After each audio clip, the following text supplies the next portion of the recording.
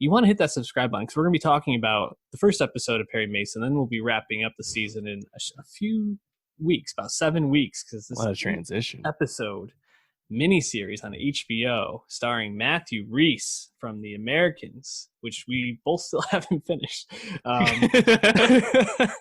would be the time to get around to it, right? Really like the show still. Yeah, so Perry Mason debuted this weekend.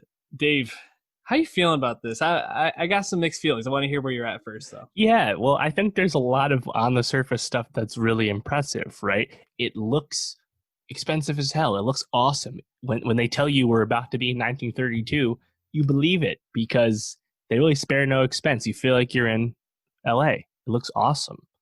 And it's not just like stark sets either. It's striking cinematography along with that, and that's awesome. I like to see that.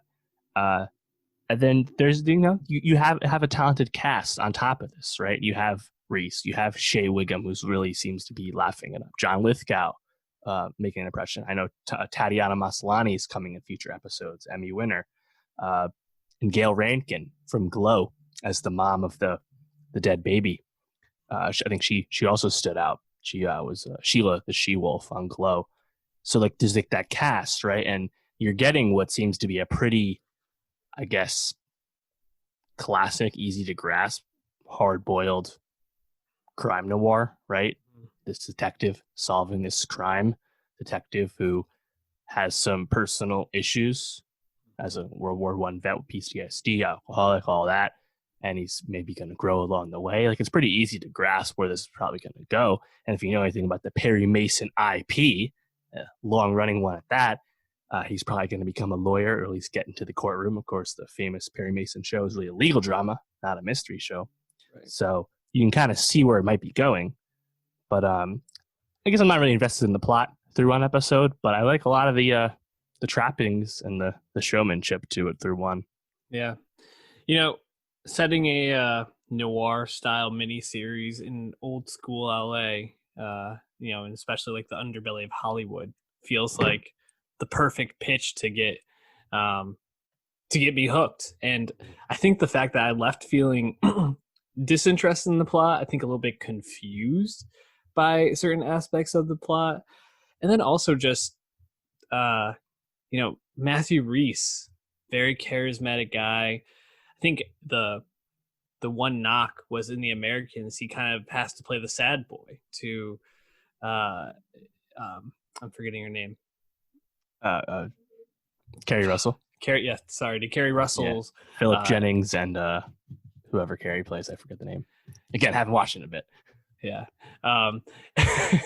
And I feel like he kind of gets put back into that role here. And I think he's doing a lot in this, and especially, kind of in that last scene when he kind of starts to piece things together, but he's obviously having some sort of PTSD or depressive episode and kind of freaking out.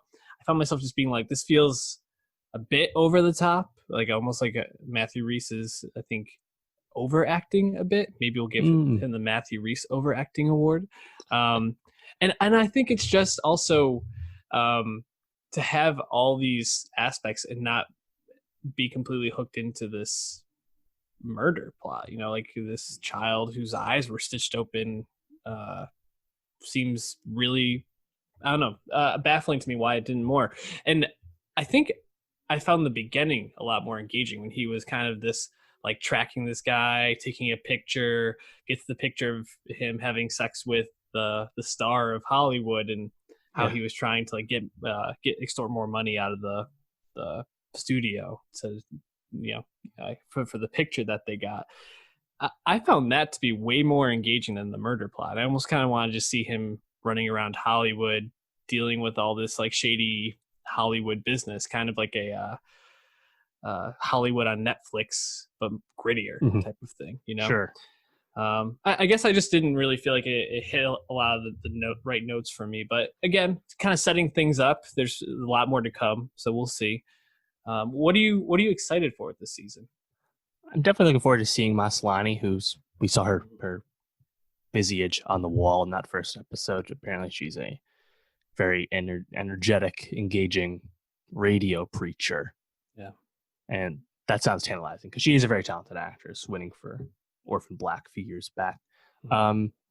Yeah, I mean, Perry Mason, the character in this, we're kind of getting that difficult man archetype Right. that we've become very familiar with in the past 10 years on TV, right? And it's kind of weird because it's an origin story, but it's not like anyone needed to be told as an origin story because the Perry Mason quote unquote IP isn't some like bristling thing. Most people don't know what Perry Mason is. It's a show from the 60s, you know, it's old. Um, that being said, I'm willing to see what happens because again, I think a lot of the presentation is so strong. So I think for me, I'm be curious to see if the Perry Mason character and Reese's performance that goes along with it. I'm interested to see if that character has enough growth to make him like more engaging, more, I guess, enjoyable to have as a protagonist. You know, Yeah. Not that he needs to exercise all his demons, but he did just kind of seem like a kind of a tough on his left guy through one. You know that, and it's for a story that was pretty dark through one episode. There was a brief moment of levity, right, when we got that really active sex scene with his pilot friend. I thought that was actually like some great physical comedy when they literally fucked themselves off the bed. That was hilarious, honestly. Especially and Perry's not even emoting much of anything the whole time. He's kind of deadpan while he's getting fucked off the mattress. So funny. So I hope that continues in some capacity. Yeah. That kind of humor. But yeah, interesting. Funny enough, the first episode had higher of nightly viewers, higher ratings than Westworld season 3's premiere, as well as the premieres of Watchmen and The Outsider. So remains to be seen if it gains in the ratings week to week the way Watchmen and Outsider did. But I'm surprised to see that much attention for it. Maybe that's a COVID effect. Don't know. Also, this one originally was going to have Robert Downey Jr. playing Perry. Wow. Who had to drop out due to scheduling. I really hope that wasn't because of something like Doolittle. Who knows? But RDJ is still a producer on the show. And RDJ in that role would have been I think a fun watch for sure. Alcoholic RDJ in real life and on screen, pretty cool. I'm with it, man. Perry Mason. I think there's some good bones here. Let's hope that it becomes a little bit more captivating as the series goes on. We'll be checking in after the 8 episodes conclude.